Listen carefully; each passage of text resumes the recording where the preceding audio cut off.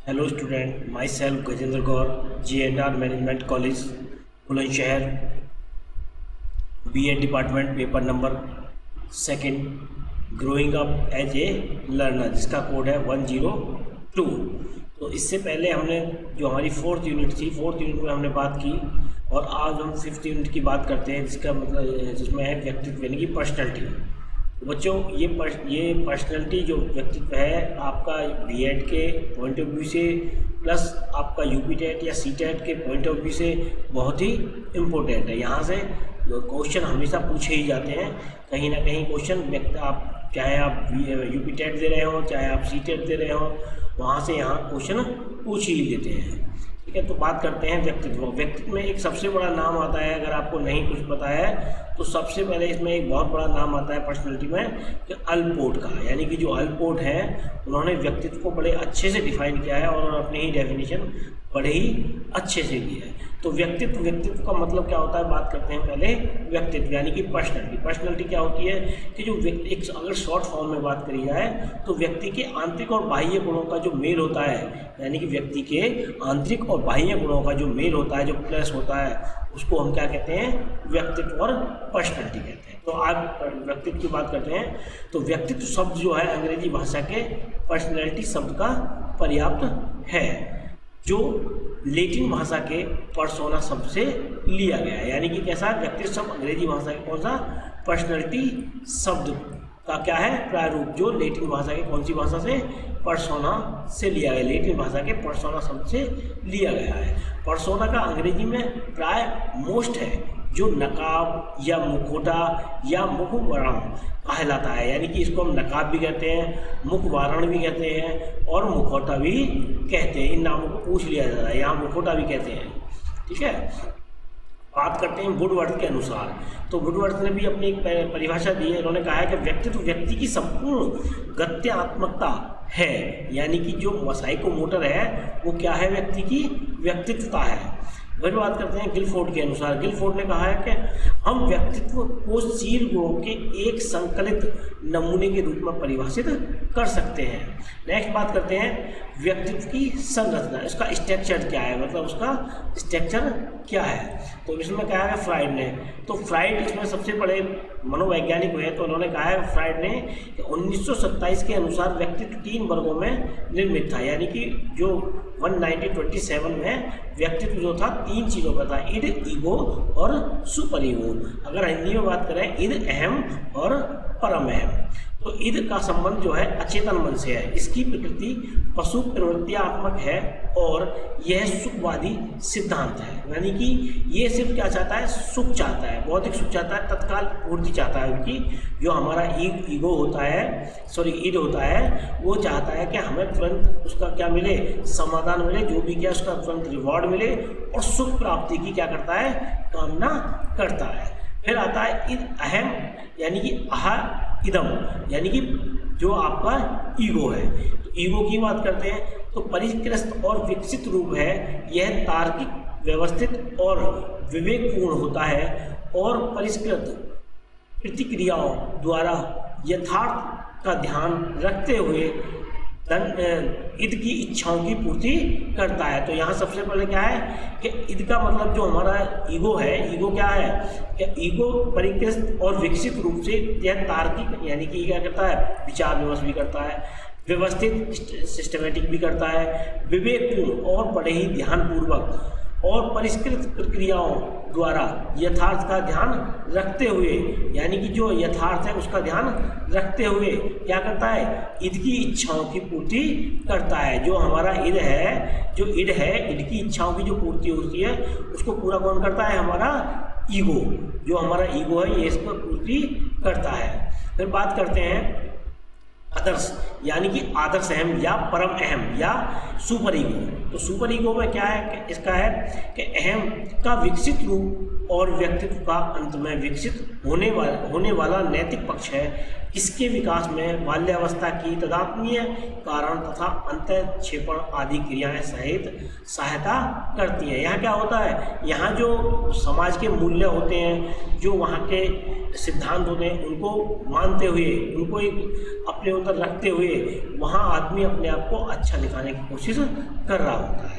ठीक है, ये आपके इन ईगो सुपर ईगो जो किसने दिए हैं, फ्राइड ने दिए हैं। ठीक है, 1927 में इनका क्या हुआ था, इनका निर्मित किए गए थे। अब बात करते हैं व्यक्तित्व की बीमाएं या निर्धारक। तो जैविकीय या वंशानुकरण संबंधी कारक ये कौन से होते हैं, यानी कि जो जैविकी जो हमारे जो हमारे बायोलॉजिकल होते हैं, और वंशानुक्रम जो हमें क्या होते हैं, जो हेरिटेज के द्वारा जो हमें अपने माता पिताओं से मिलते हैं, उसके संबंधी कारक। शारीरिक संरचना, कैसा शरीर है भाई, जैसे पिताजी का शरीर होगा ऐसे ही बेटे का शरीर होगा, माँ के शरीर में कहीं ना कहीं जेनेटिक जो गुण होते हैं वो किस में आ जाते हैं, बच्चों में माता पिता के जेनेटिक, दादा दादी के जेनेटिक गुण आ जाते हैं। रासायनिक या ग्रंथियाँ आधार, मनोवैज्ञानिक कारक हो सकते हैं, सामाजिक कारक हो सकते हैं, परिवार हो सकता है, पड़ोस हो सकता है, मित्र मंडली हो सकती है, और विद्यालय हो सकता है। अब कुछ सांस्कृतिक कारक हैं, जैसे हमारे कौन से थे, ये हमारे मनोवैज्ञानिक कारक थे, सामाजिक कारक थे,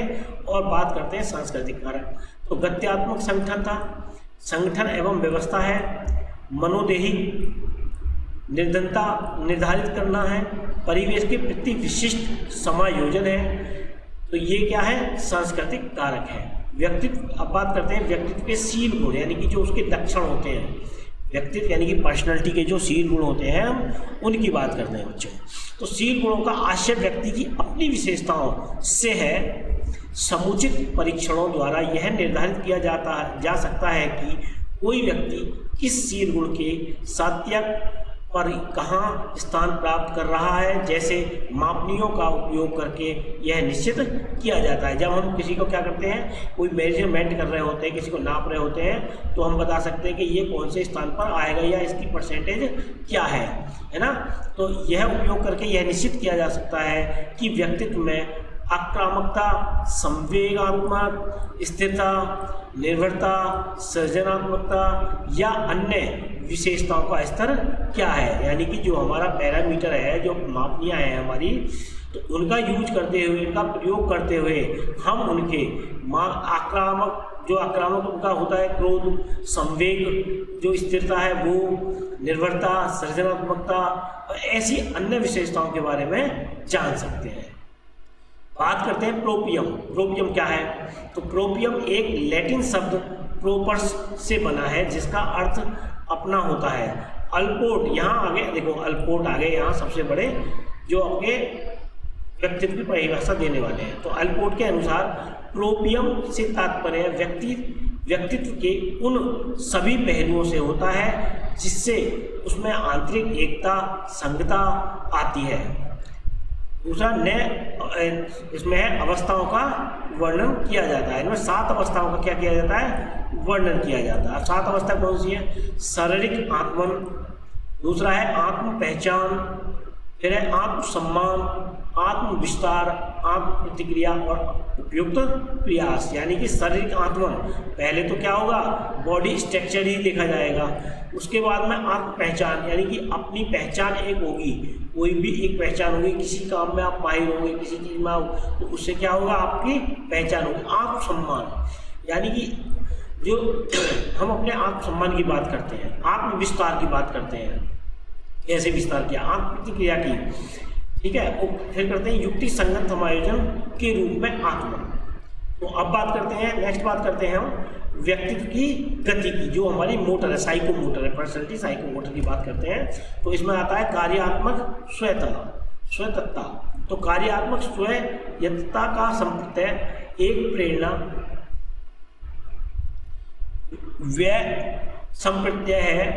कार्यात्मक स्वतंत्रता का संप्रत्यय यह बल देता है कि एक सामान्य एवं परिपक्व वयस्क के कुछ अभिप्रेरक अपने उन अनुभूतियों से कार्यात्मक रूप से संबंधित नहीं होते। संतनन कार्यात्मक स्वतंत्रता, उपयुक्त कार्यात्मक स्वतंत्रता। फिर बात करते हैं चेतन और अचेतन, यानी कि चेतन और अचेतन अभिप्रेरणा क्या होती है, चेतन और क्या होता है अचेतन। एक स्वस्थ वयस्क इस बात से पूर्णतः अवगत होता है कि वह क्या कर रहा है तथा क्यों कर रहा है। एक परिपक्व, एक सामान्य वयस्क का व्यक्तित्व पूर्ण चेतना के नियंत्रण में होता है। यानी कि जो चेतन और अचेतन की बात करते हैं, चेतन होता है हमारा जब एक्टिव माइंड होता है, यानी कि जब जिसमें हम सारी क्रिया कर रहे होते हैं। अचेतन होता है कि जिसमें हमने चीज़ें सोची हैं, यानी कि इसमें चीज़ें क्या इमीडिएटली करती होती, कोई भी हमें काम सोचा और तुरंत कर लिया। यहाँ अचेतन में क्या करेंगे कि अचेतन होता है कि जहाँ हमारी चीज़ें क्या होती है, कुछ समय के लिए स्टोर हो जाती है। मान के चलो कोई बात हमने आज सोची, लेकिन वो आज हमारी बात पूरी नहीं हुई, अब महीने 2 महीने बाद वो बात हमारी पूरी हो जाती है। तो इसका मतलब है जब सोची थी तब किस अवस्था में थे, चेतन अवस्था में, लेकिन वो उस समय पूरी नहीं हुई और उसके कुछ समय बाद वो क्या हो गई, पूरी हो जाती है। तो वो अवस्था कौन सी आ गई हमारी, अचेतन अवस्था। और इसी के साथ में एक अवस्था और आती है अवचेतन वाली। कौन सी, अवचेतन वाली अवस्था। तो अवचेतन वाली अवस्था होती है अवचेतन। अवचेतन वाली अवस्था होती है कि जिसमें चीजें बहुत लंबे समय के लिए दमित हो जाएं और जैसे ही मौका मिले वो तुरंत बाहर आ जाए। ठीक है, बात करते हैं चेतन और इसकी व्यक्तित्व के सिद्धांत की। अब जो व्यक्तित्व का सिद्धांत है उसकी बात करते हैं। तो ये भी चेतन और अचेतन, ये भी किसने दिए थे, फ्राइड ने दिए थे। यहाँ से क्वेश्चन सीटेट यूपीटेट में पूछ लेते हैं कि चेतन अचेतन क्या है ना, अवचेतन क्या है, या इनको किसने दिया है। तो इसने दिया सिगमंड फ्राइड ने। तो व्यक्तित्व के सिद्धांत की बात करते हैं, व्यक्तित्व संरचना संबंधी सिद्धांत।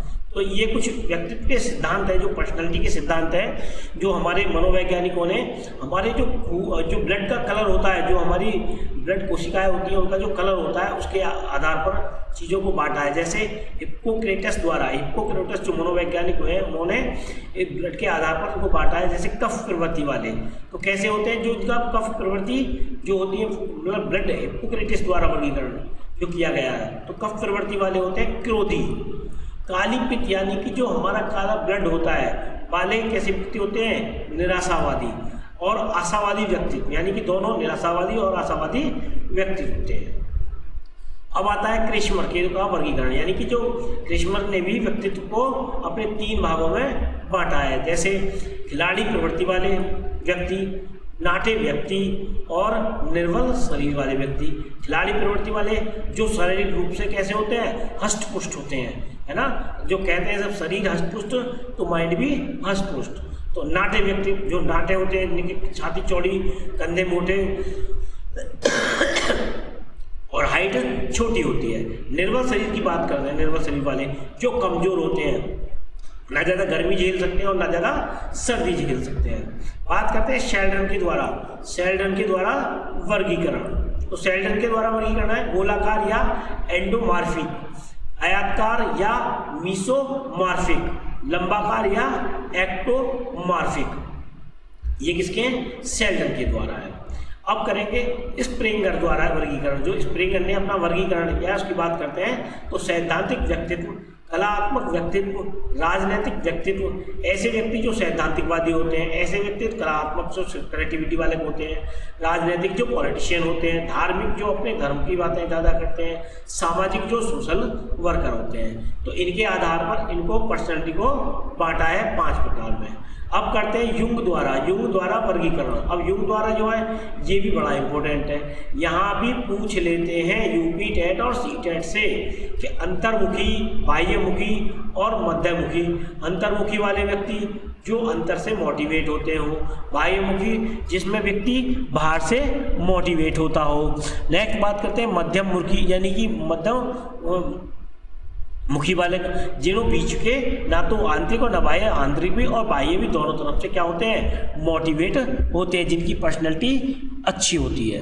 फिर करते हैं आधुनिक वर्गीकरण की बात, यानी कि आधुनिक वर्गीकरण को भावुक व्यक्ति, कर्मशील व्यक्ति और विचारशील व्यक्ति की बात करते हैं। व्यक्तित्व संबंधी विशेष सिद्धांत की बात करते हैं। व्यक्तित्व संबंधी विशेष सिद्धांत कौन से थे, तो विशेषक का सिद्धांत, व्यक्तित्व संबंधी गुण या विशेषताएं जिन्हें हम विशेषक भी कहते हैं। एक व्यक्ति का व्यक्तित्व तथा व्यवहार दूसरे व्यक्ति के व्यक्तित्व तथा व्यवहार से किस प्रकार भिन्न है, यानी कि विशेषक के रूप में क्या देखते हैं कि एक व्यक्ति का व्यवहार दूसरे व्यक्ति के व्यवहार से किस प्रकार भिन्न है या कितना भिन्न है दूसरे व्यक्ति से। एक व्यक्तित्व का दूसरे व्यक्तित्व से व्यवहार क्या है, भिन्न है। अल्पोर्ट विशेष सिद्धांत के द्वारा, यानी कि अल्पोर्ट विशेषक सिद्धांत। तो अल्पोर्ट ने शील गुणों को, उद्दीपकों के शील गुण विभिन्न प्रकार के प्रति समान ढंग से अनुक्रिया करने का सुझाव या पूर्व प्रवृत्ति के रूप में परिभाषित किया। अपने वातावरण उद्दीपक पहलुओं की और संगत एवं सहनीय ढंग से अनुक्रिया करने की रोकी शील गुण कहा जाता है। करने को ही क्या कहा जाता है, शील गुण कहा जाता है। जैसे प्रबंधन विशेषक, केंद्रीय शील गुण, गौण शील गुण। बात करते हैं कैटल विशेष का सिद्धांत। तो कैटल विशेष के सिद्धांत की बात करते हैं तो कैटल का विश्वास था कि कुछ सामान्य विशेषकर होते हैं जो सभी व्यक्तियों में कुछ न कुछ मात्रा में पाए जाते हैं तथा कुछ विशिष्ट विशेषक होते हैं जो कुछ विशेष व्यक्तियों में ही उपस्थित होते हैं। यानी कि कैटल कहते हैं कि कैटलों का विश्वास था कि कुछ सामान्य विशेषक होते हैं जो सभी व्यक्तियों में, यानी कि कुछ ऐसे गुण होते हैं, सामान्य विशेषताएं होती हैं जो सभी व्यक्तियों में क्या होती हैं, पाई जाती हैं, है ना। और कुछ ऐसी चीज़ें होती हैं जो कुछ न कुछ मात्रा में पाए जाते हैं तथा कुछ विशिष्ट विशेष होते हैं जो कुछ विशेष व्यक्तियों में ही पाए जाते हैं। फ्राइड का व्यक्तित्व सिद्धांत। मोवियो के एक नगर में 6 मई 1855 को साधारण यद्यपि परिवार में फ्राइड का जन्म हुआ। बाद में पूरा परिवार वियना चला गया। यहाँ फ्राइड ने मृत्यु के 1 वर्ष पूर्व तक अपना जीवन व्यतीत किया। बाल्यावस्था में फ्राइड ने बाइबिल का अध्ययन किया था, यानी कि जो फ्राइड थे मनोवैज्ञानिक, ये उनके बारे में बात है।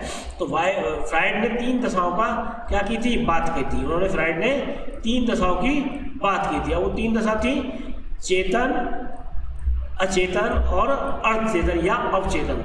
तो मैं इनकी बात पहले ही कर चुका हूँ। तो चेतन, अचेतन और अवचेतन या अर्धचेतन को किसने दिया था, फ्राइड ने दिया था। ठीक है, बात इसको हम इद अहम परम अहम, यानी कि इड ईगो सुपर ईगो के नाम से भी जानते हैं। फ्राइड के सिद्धांत के कुछ अन्य मुख्य कृत्य भी हैं, जैसे लिबोर्ड, सेसम कामुकता, आर्डिपस ग्रंथियां, स्वयं मोह, मूल प्रवृत्तियां। तो फ्राइड द्वारा प्रतिपादित मनोलैंगिक विकास की 5 कैसी हैं, ये आपकी 5 विकास की क्या है, 5 अवस्थाएं हैं। तो सबसे पहले है आपकी मुख अवस्था, दूसरी है गुदावस्था, फिर है लिंग प्रधान अवस्था, अव्यवस्था और जैन इंद्रिय व्यवस्था। यानी कि मुखावस्था जहाँ बच्चा मुख से ही आनंद लेता है, जैसे बच्चा जो छोटा बच्चा होता है माँ के दूध पीता है, तो और मुख मुद्राओं से, मतलब आपने मुंह पे हाथ लगाना, दूसरे के मुंह से हाथ लगाना, तो यहाँ क्या करता है, ये उसका क्या है, मुख अवस्था। फिर है गुदावस्था, यानी कि कोई भी काम कर रहा हो, अंगों को छूने का काम। फिर लिंग प्रधान अवस्था और व्यक्त अवस्था। तो हम अब फ्राइड की बात की है आज हमने, तो आज पर्सनैलिटी की फ्राइड तक बात कर लेते हैं। कल के जो वीडियो होगा हमारा, उस वीडियो में व्यक्तित्व के मापन जो इसकी विधियां हैं उनकी बात करेंगे। तो आज हमारा पर्सनैलिटी हमने देखा, पर्सनैलिटी को देखा, पर्सनैलिटी के जो वर्गीकरण है, इम्पोर्टेशन, कन्वेंशन, सेल्टन के द्वारा, ये बेटा बड़े इंपॉर्टेंट है। आपका यूपी टेट हो या आपका सी टेट हो या आपका फिर कोई भी एजुकेशन से जुड़ा हुआ एग्जाम पेपर हो, तो वहाँ से ये पूछ ही लेते हैं यहाँ से। तो बात कर, इस वीडियो में हमने किसकी बात की, व्यक्तित्व की। तो बच्चों, अगर ये वीडियो आपको अच्छी लगे तो आप लाइक करें, शेयर करें और सब्सक्राइब करें। Thank you.